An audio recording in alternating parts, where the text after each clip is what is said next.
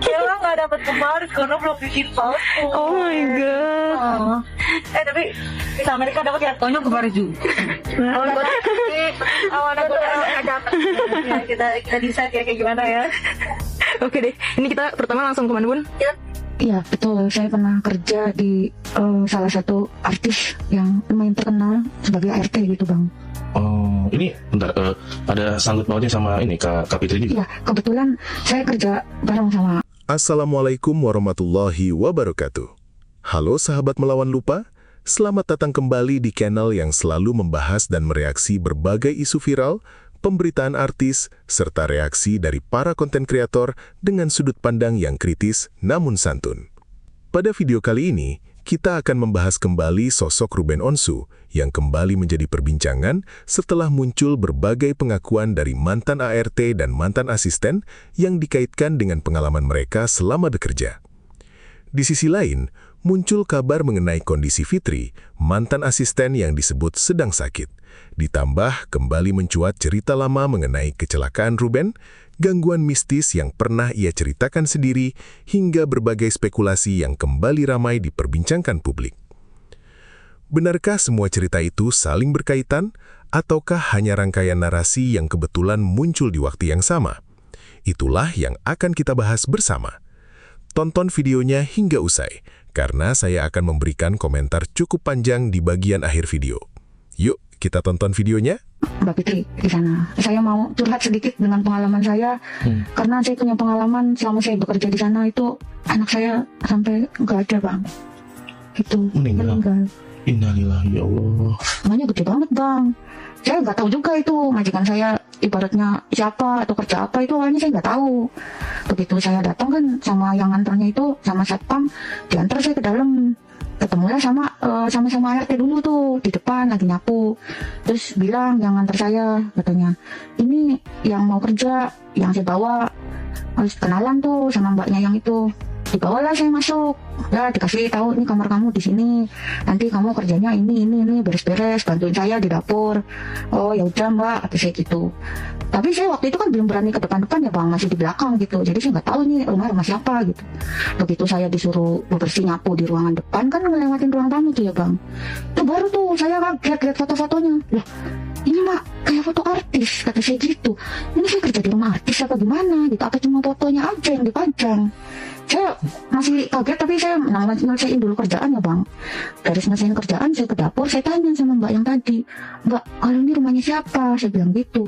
Terus mbaknya nanya lagi, lah emang kamu nggak tahu ini rumah siapa, mau kerja di rumah siapa, kamu nggak dikasih tahu? Lah yang enggak mbak, saya cuma dikasih taunya di rumah orang kaya, kayak gitu doang, saya nggak dikasih tahu majikan saya siapa. Nah kata mbaknya, ini nih rumahnya artis, katanya. Kamu tadi waktu bebersih lihat fotonya? Iya lihat, makanya saya kaget mbak, makanya saya tanya. Ya Allah, dalam hati saya ya bang, alhamdulillah bisa ketemu artis. Saya kan fan banget ya bang, ya lihat mukanya tuh. Yang saya tahu kan selama ini bisa melihat artisnya cuma di TV, di HP kayak gitu doang. Ini saya lagi mimpi atau apa, saya kerja di rumah artis kayak gitu. Tapi majikan saya nggak ada waktu itu, lagi pada keluar kan, belum pulang. Nah singkat cerita tuh, malamnya tuh bang, sebenarnya saya udah nggak ada kerjaan. Cuma kan nggak enak ya, majikan saya belum datang, saya belum kenal. Sekitar jam 8 malam datang tuh ada suara mobil di depan. Masuk tuh, ada yang masuk tuh ibunya, bapaknya, maksudnya majikan saya lah, ibu bapak suami istri sama saudaranya, sama ada lagi kayak asisten-asistennya lah kayak gitu di belakangnya. Nah, udah mereka tuh di ruangan apa ya, kayak ruangan keluarga gitu yang ada TV-nya gitu bang, di tengah-tengahnya. Dipanggil lah tuh saya, kan saya ngedenger tuh, mana yang ART baru, katanya gitu. Saya ke depan tuh bang, dipanggil. Itu saya mau ngedeket tuh, ya Allah malu, gimana ya bang, kaget, nervous apa gitu ya, ngeliat ada artis. Ini saya lagi mimpi apa, di depan mata saya tuh ada artis gitu. Terus saya deketin kan, sini katanya. Bapaknya tuh baik banget untuk manggil saya itu, mbak yang baru ya, katanya gitu. Iya pak, saya baru datang tadi pagi, namanya siapa, katanya gitu. Ya saya bilang nama saya Tuti. Oh ya udah, baik-baik ya kerja di sini, yang rajin, gituin nama si bapak. Tapi si ibunya mah ya cuma ngelirik saya, cuma senyum gitu doang. Siapa nama kamu, katanya gitu. Tuti bu. Oh ya udah. Nah terus ada satu lagi, mukanya mirip-mirip lah kayak ibu gitu ya. Ya mungkin adanya waktu itu kan saya belum kenal ya bang. Nah, nanya, oh kamu yang baru kerja katanya. Iya Bu, saya manggilnya Bu juga ya, orang majikan saya pikir gitu. Terus katanya, kamu di sini kerja yang benar katanya. Udah langsung gitu bang, gitu banget itu ke saya tuh adiknya nih. Kata saya, ini yang jadi majikan sayanya aja nggak galak-galak amat, ini baru ketemu udah galak banget, yang punya remaja aja nggak kayak gitu ya bang. Saya pikir gitu. Lah pikir saya biarin lah, orang bukan yang majikan yang gaji saya gitu. Jadi saya cuma jawab iya aja gitu. Udah tuh bang, malam itu ya saya nggak ada yang ditanya-tanya lagi lah. Ibaratnya kalau soal gaji kan udah sebelumnya juga udah diomongin gitu. Udah saya tidur tuh malam itu kan, istirahat. Nah pagi pas saya lagi beres-beres tuh bang, itu saya ketemu sama mbak-mbak juga. Ya maksudnya dia ada di situ juga, kayak kerja di situ juga, tapi dia bukan ART.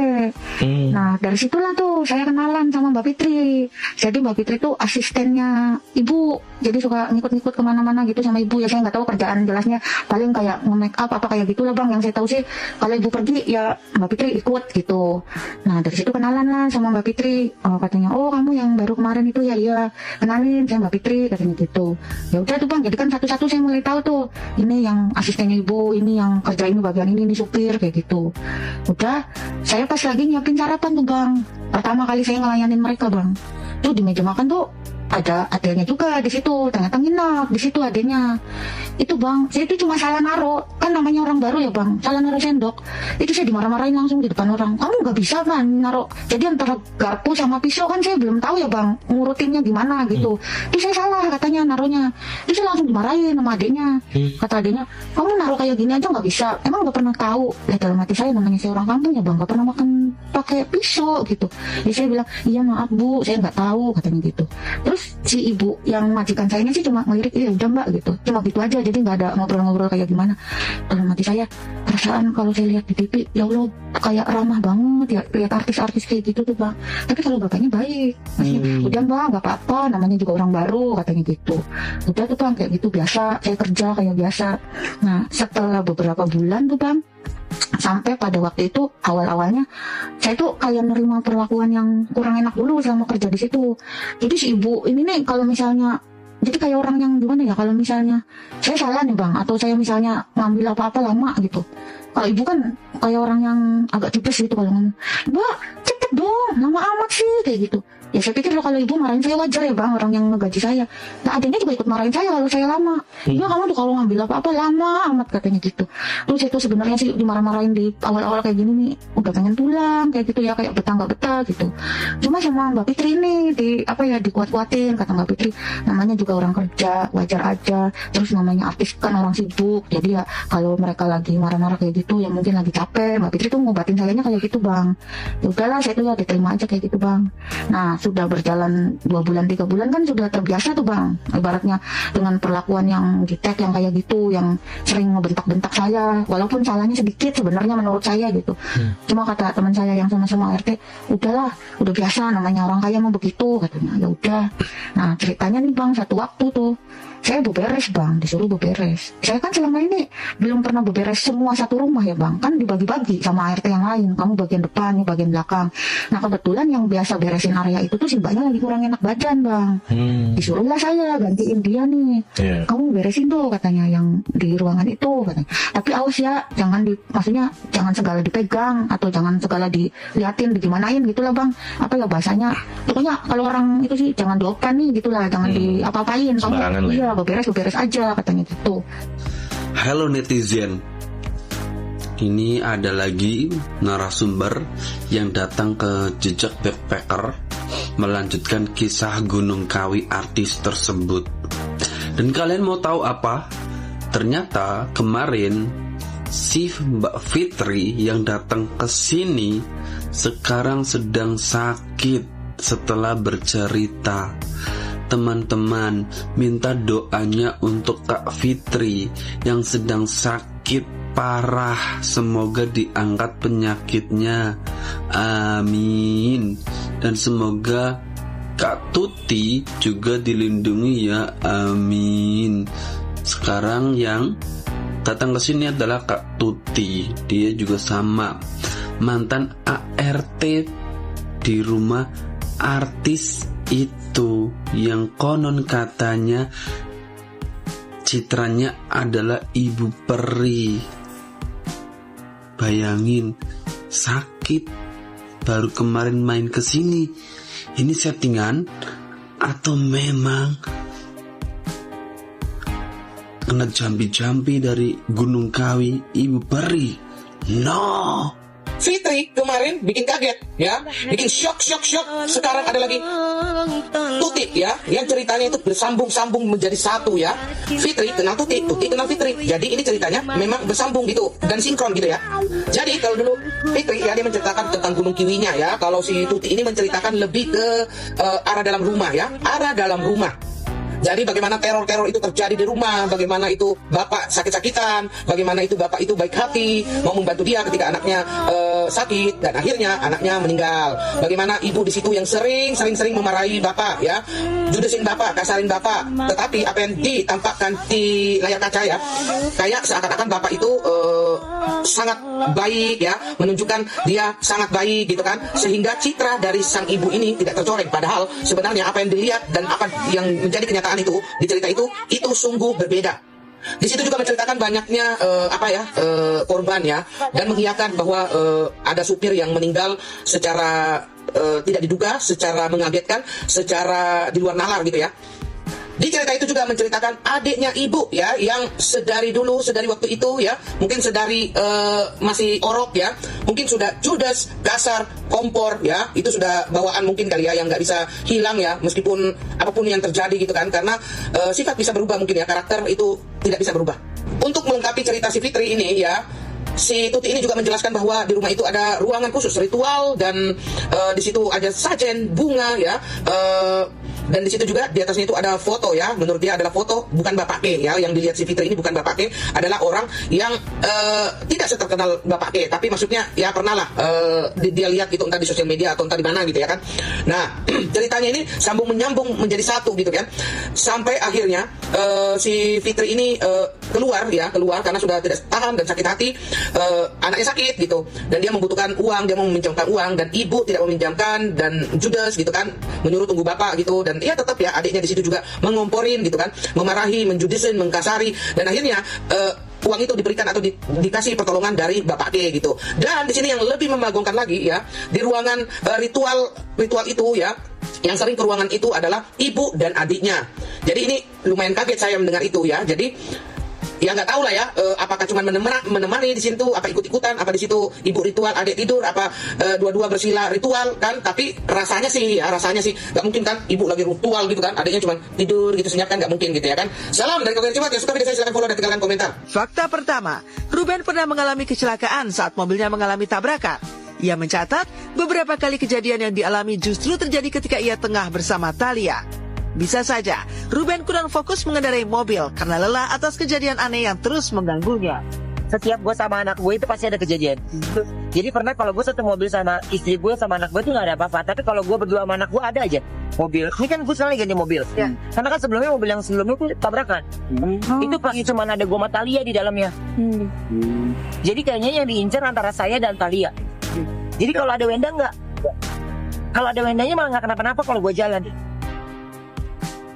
Fakta kedua, kerap mendapat gangguan tak berwujud di kediamannya hampir di beberapa bulan terakhir. Ruben mengaku bahkan sampai rela mengungsi dan tidur di mobil bersama anak dan istrinya agar lebih nyaman.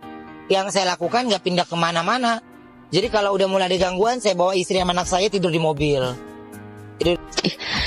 Ternyata kehidupannya si Unsu nggak seindah yang kita bayangkan ya. Ternyata banyak hal-hal mistis yang terjadi, teror-teror yang terjadi di dalamnya itu banyak banget ya. Yang diincar itu katanya dia, firasatnya si Unsu ini dia sama anaknya kecil itu. Kenapa bisa bilang begitu? Ya karena saat dia naik mobil nih sama anak kecilnya itu ada aja bayangan kecelakaan lah, keserempet lah, hampir nabrak orang kayak gitu-gitu. Ada aja kepanikan gitu yang terjadi. Tapi kalau saat ada si indahnya nggak ada apa-apa katanya. Pokoknya saat ada si perempuan itu nggak ada katanya. Nggak ada kepanikan, nggak ada bayang-bayang kecelakaan, nggak ada. Iya kan mobilnya dulu tuh sudah hancur, bekas kecelakaan juga itu. Pas feeling aku sih itu mungkin ya, makanya si Ruben itu udah gak mau deket-deket, terus udah gak mau misalnya ke rumah itu gitu, terus jenguk anaknya ke rumah itu harus di luar ya kan. Seandainya dia mau ke sana ya sah-sah saja, orang itu rumahnya dia, rumah anak-anaknya dia gitu kan, tapi dia tuh udah gak pernah mau menginjakkan kakinya di sana. Mungkin dia tahu gitu siapa yang mau numbalin dia ya, karena kan kalau kita disantet itu ya pasti kita tahu siapa yang santet kita itu. Loh kok bisa? Ya iyalah bisa. Karena apa coba? Karena kan yang diikat itu kan sukma kita yang ada di dalam raga ini. kan yang dilakukan malam Jumat pula itu nggak mungkin. Mereka itu pasti sering datang dalam mimpi itu. Entah itu misalnya kalau seandainya pendamping kita, pastilah datang dia di dalam mimpi kayak gitu. Makanya mungkin ya feelingku, makanya si Unsu nggak mau injak rumah itu, karena kan ya ada pawangnya di situ, di dalam itu. Ngeri lah. Bayangkan si Unsu tuh ngelewatin mistis, horor, teror yang luar biasa itu sampai sakit-sakitan, darah di mana-mana coba. Ini tuh bisa jadi pertimbangan ini. Karena untuk menyelamatkan anak-anak itu kan jauh dari aura-aura yang kayak gitu tuh, ya harus dikeluarin dari lingkungan-lingkungan itu. Kalau memang seandainya ini tertuju ya sama si perempuan itu, harus diselamatkan. Paha aku muncul bawah itu ada darah, terus belakang sini juga ada darah. Kau yang punya muncul darah tiba-tiba. Aku ceritanya cuma waktu ke Bunda itu cuma satu doang, yang di kamar doang, tiba-tiba aku di paha ada darah sama di belakang sini. Di paha sini ada darah semua. Aku darah. Diaduk. Tapi Bunda nggak tahu soal. Nggak tahu soal itu, mobil merah kan? Iya ada kok, ya kan? Kita mobil merah. Itu mobil legend, mobil lamanya Bunda kan? Mobil paling lamanya Bunda. Jadi Ono ada pendarahan. Jadi waktu itu aku tidur siang, kalau waktu merah ini sekarang kayak diperbaikin lagi sama Bunda dan mobil merah. Nah, aku tidur di mobil itu, pas waktu itu pulang sekolah. Tidur, pas kebangun sekitar jam 6 sorean aku mimpi kayak ada yang nindi, ya, kayak yang nindi gitu. Nah, pas ada yang gitu aku bangun, tiba-tiba aku lihat kayak dari paha aku meluncur ke bawah itu ada darah, terus di belakang sini juga ada darah. Gitu. Aku masih tinggal di Pondok Indah waktu itu. Nggak nyaman di rumah, ya, jadi lebih milih. Yes.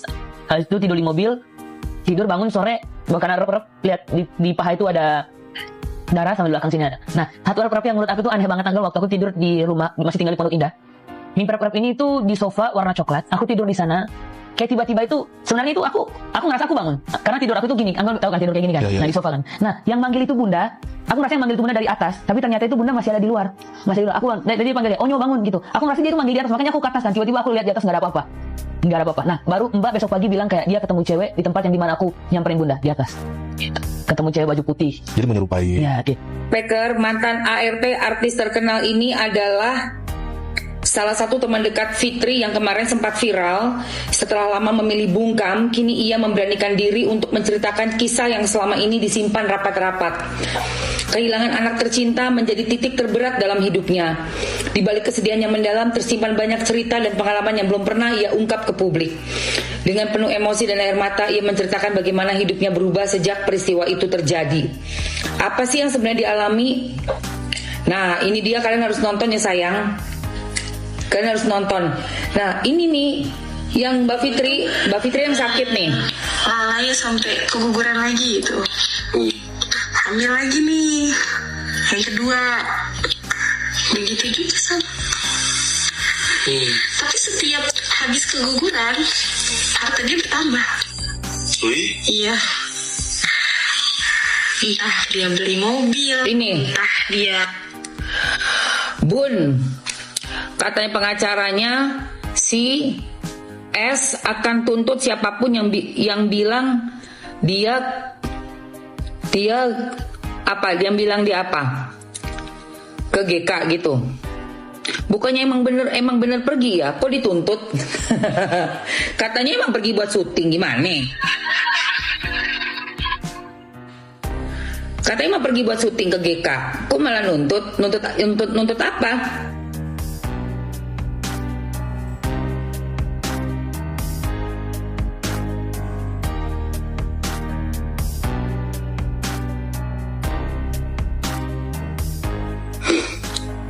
Kan ada fotonya. Panjang umur buat Mas. Panjang umur buat kita semua sayang. Iya, bismillahirrahmanirrahim. Kasus ini udah menjadi masalah yang sangat viral ya teman-teman. Dan gak cuma viral, tapi mengiris hati kita juga. Karena kita selalu melihat kehidupan dari ayah RO dengan anak-anaknya yang sangat beliau cintai. Tadinya kita lihat kehangatan di dalam keluarga menjadi contoh, menjadi hiburan keluarga Indonesia, ngelihat tayangannya The Family ya kan, RO Family. Tapi kemudian apa yang kita lihat itu ternyata tidak seindah aslinya seperti itu. RO dan anak-anaknya akhirnya harus berpisah. Karena juga berpisah dengan sang istri gitu kan. Jadi si mantan ini membawa 3 anak. Setelah 3 anak dibawa, lalu ada kejadian-kejadian yang luar biasa. Yang mana sudah diprediksi nih sebenarnya nih. Ini kita ganti topik ya, ganti topik menjadi prediksi dari jejak backpacker. Aku mau pindah topik ke Bang Darko. Bang Darko. Jadi Bang Darko ini kocak juga guys. Dia pernah podcast dan udah ngebaca gitu loh. Takutnya Mamski ntar kenapa-napa. Ada Allah sayang. Ada Allah subhanahu wa ta'ala. Gak usah khawatir. Ngapain takut? Kalau manusia itu kan dikasih derajatnya tinggi sekali sama Allah. Sebenarnya kita waktu kita lahir, itu Allah tuh sudah mengajarkan dan sudah memberitahu kita sebelumnya, di alam sebelumnya, bahwa kita itu derajatnya tuh tinggi. Tinggi. Cuma satu, lemahnya manusia kamu tahu di mana? Bang Darko nanti aku buka VT-nya. Coba tap-tap layar dulu yang kencang sayang. Tahu? Oh iya sayangku.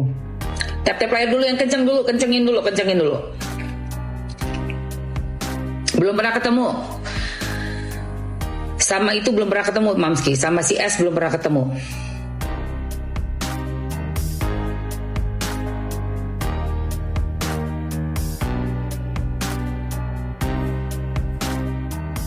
Kencengin.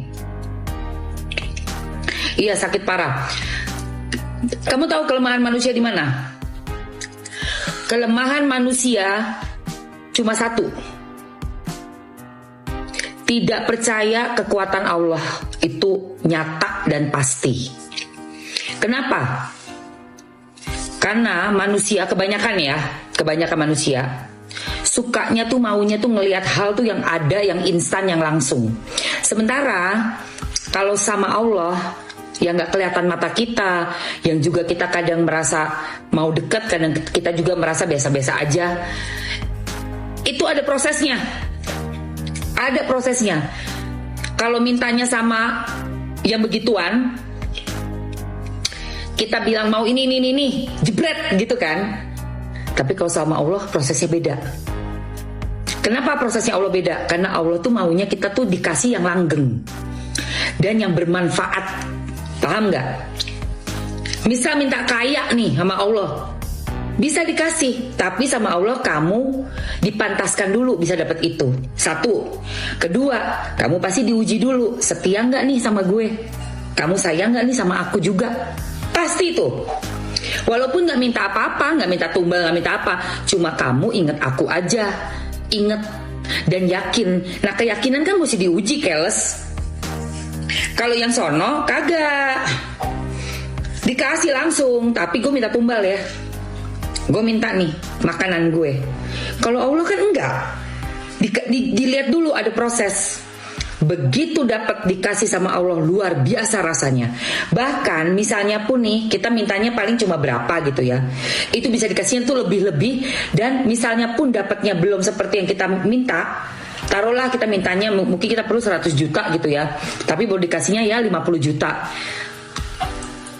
Yang ku tahu ya, yang ku rasa 50 juta itu pun kagak ada habis-habisnya. Percaya nggak lo? Iya kan? Kagak ada habis-habisnya. Berasa enak banget di badan. Padahal cuma 50 juta loh. Seperti itu. Tapi kalau buat manusia-manusia yang tidak sabar, mau hasil instan dan sangat licik ya, mengorbankan manusia lain untuk kepuasannya dapat harta duniawi yang instan itu, mau berapapun kau telan uang itu tidak berasa. Tidak berasa. Energi dari sana masuk ke dalam setiap pori-pori di kulitmu itu, merangsek sampai ke tulangmu, sampai ke dalam batang otakmu. Sudah nggak bisa lepas. Na'udzubillah min dzalik. Mungkin sudah kepegang fotonya yang zaman dulu, dan mungkin saking sering ketemu maka ada barang-barang yang sudah dipegang ya. Makanya pada saat kita bertemu sama orang-orang seperti itu, zikirnya kuatin ya guys. Kalau ditepok-tepok balik, ditepok-tepok balik. Sering-sering mandi air garam di rumah.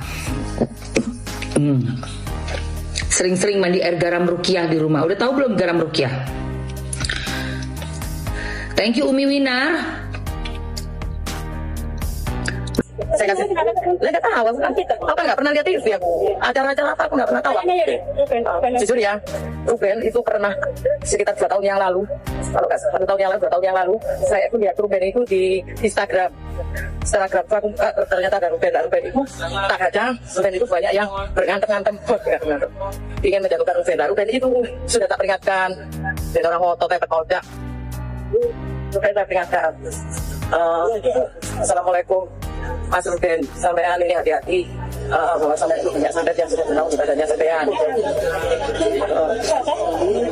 Banyak santet yang tahu badan itu masih OTW, masih begini. Nanti kalau sudah OTW sudah bekerja, nah itu hati-hati. Aku juga sudah mengingatkan itu. Yang penting aku sudah berniat baik. Ya sudah itu. Silahkan. Kalau nggak percaya suruh lihat Ruben di Instagram. Ya komen itu enggak. Ini ulah colong cek. Pada saat itu yang saya lihat dia lagi ngejilat kayak orang habis selesai makan. Ngejilatin darah. Makhluknya warnanya apa, Mas? Hitam. Hitam tinggi gede. Tinggi besar. Entitas ini mau menggerogoti badannya Mas Ruben. Dan itu darahnya Mas itu tadi yang ini. Kalau penjagaannya nih masih tidak ada ataupun bisa tembus, mungkin akan merasakan satu penyakit non medis yang maaf ya Mas ya, itu bisa merenggut nyawanya Mas Ruben gitu. Tapi karena ada perlindungannya ini, yang seharusnya itu bisa 90%, ini hanya 40% gitu. Ruben juga menceritakan dia diapit antara ular putih besar dan wanita Cina dengan pakaian khasnya, yang ternyata leluhur Ruben melindungi Ruben dari entitas makhluk yang menginginkan Ruben. Lu ya ada di sebelah lo, tapi lu harus lihat itu. Nah, itu kami tidak berkomunikasi. Saya tidak berani tengok kanan dan kiri. Tapi kan ekor mata kita nih, seperti ya, tahu. Yes, dia ular yang begini, ini wanita yang begini. Saya nggak berani menatap wajahnya. Saya hanya ekor mata saya, rambut, ya, dia rambut dengan jepitannya, putihnya masih berasa, warna putihnya berasa buat saya. Pokoknya situasi di saat mereka kanan dan kiri itu sejuk. Memang daerah situ kan terkenal panasnya tinggi Mas. Mas. Ya. Makanya saya bilang itu panasnya bukan main. Itu nggak tahu kenapa sejuk dan saya. Om Hao menjelaskan ilmu hitam tidak akan bisa masuk ke tempat yang dilakukan untuk ibadah. Dia akan mental.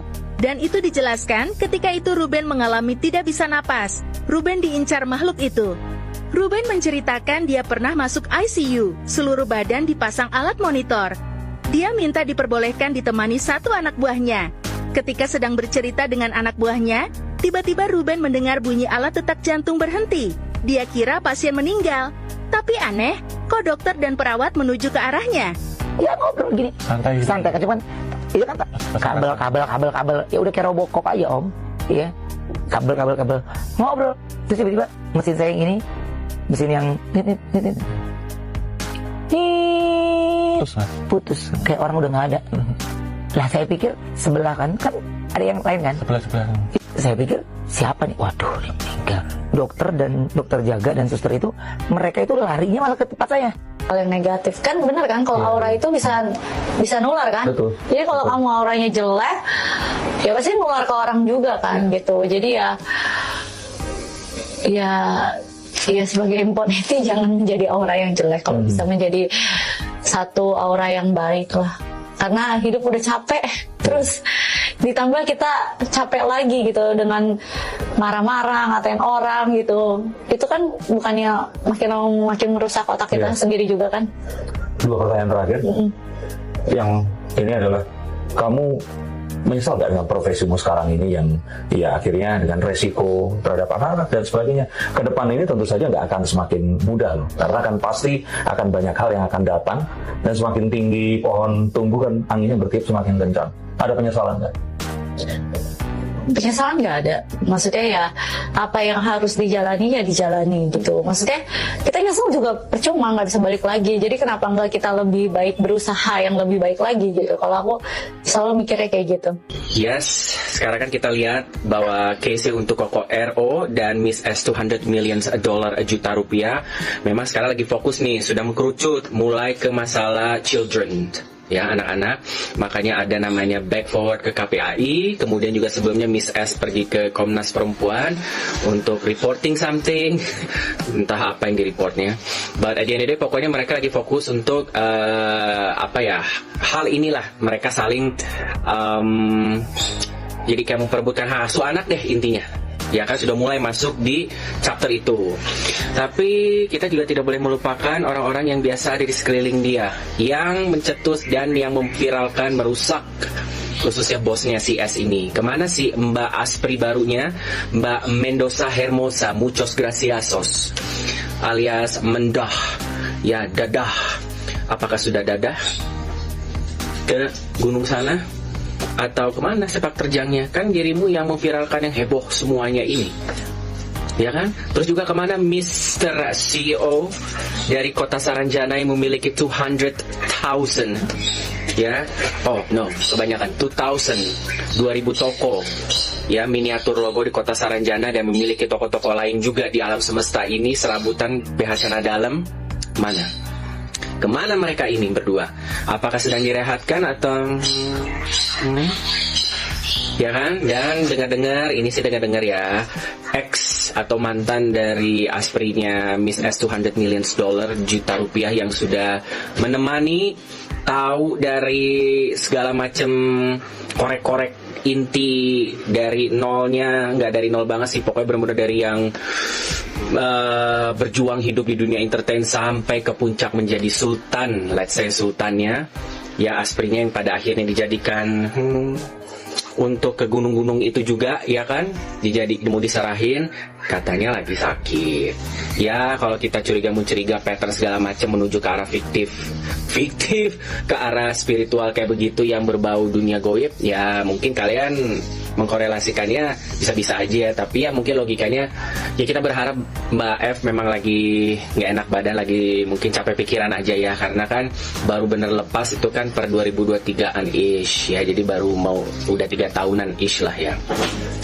Ya itu aja tadi yang Dokcing penasaran, kemana ini orang-orang yang biasanya selalu ada di antara kiri kanannya mereka. So menurut prediksi kalian seperti apa, nalar kalian seperti apa ya, spekulasi lah, aku pengen tahu dari kalian semua, karena tanpa kalian, tanpa netizen, mereka-mereka ini yang di atas ya tidak akan jaya.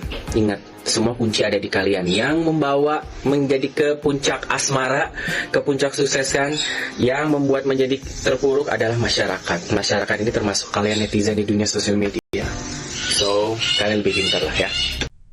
Teman-teman, setelah menyaksikan video tadi dari awal sampai akhir, izinkan saya menyampaikan pendapat pribadi saya. Sekali lagi, ini adalah opini saya sebagai seorang konten kreator yang sedang mereaksi sebuah tayangan.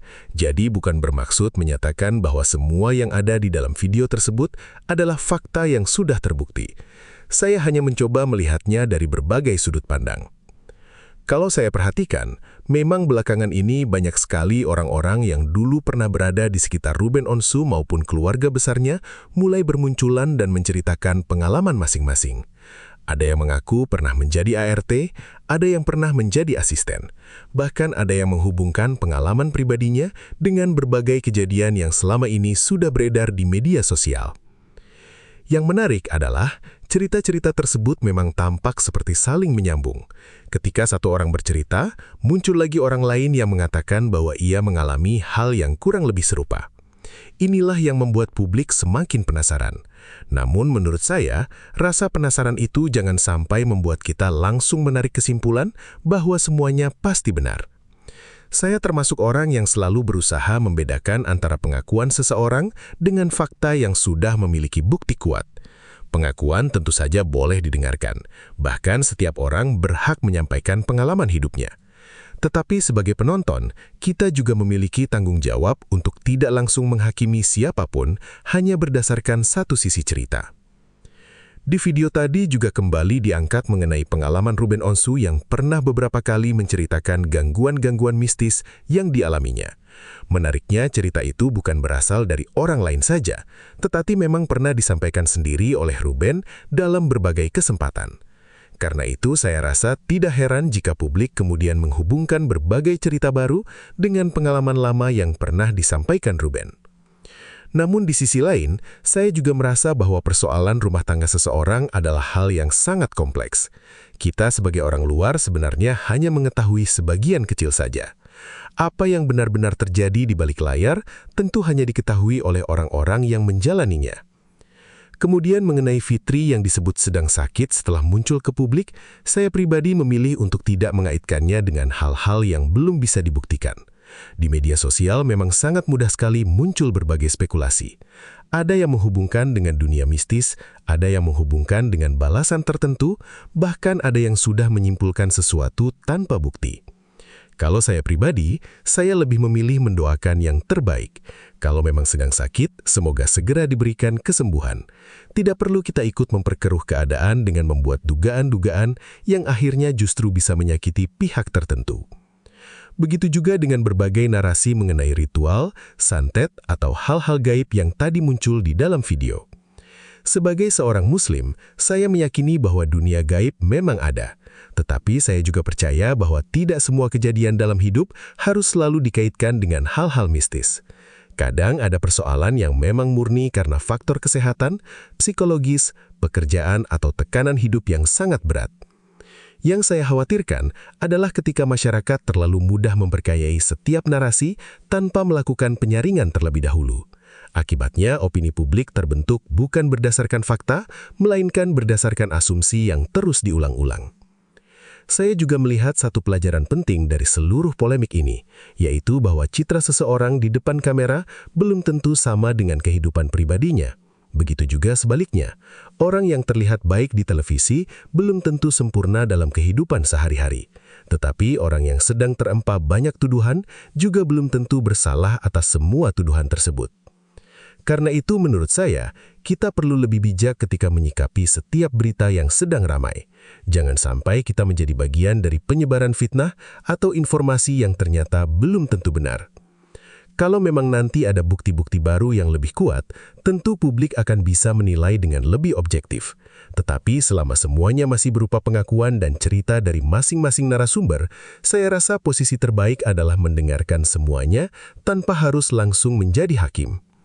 Saya juga berharap semua pihak yang terlibat, baik Ruben Onsu, Sarwendah, mantan ART, mantan asisten maupun pihak-pihak lain yang namanya ikut disebut dalam berbagai konten, dapat menyelesaikan persoalan masing-masing dengan baik. Kalau memang ada yang merasa dirugikan, ada jalur hukum yang bisa ditempuh. Kalau memang hanya salah paham, semoga bisa diselesaikan secara baik-baik. Di era media sosial seperti sekarang ini, sebuah potongan video bisa menyebar sangat cepat, bahkan kadang lebih cepat daripada klarifikasi yang sebenarnya. Oleh sebab itu, kita sebagai penonton juga memiliki peran penting untuk tidak mudah terpancing emosi hanya karena melihat satu potongan narasi. Terakhir, saya ingin mengingatkan bahwa setiap manusia pasti memiliki masa lalu, memiliki kesalahan, memiliki kelebihan, dan memiliki kekurangan.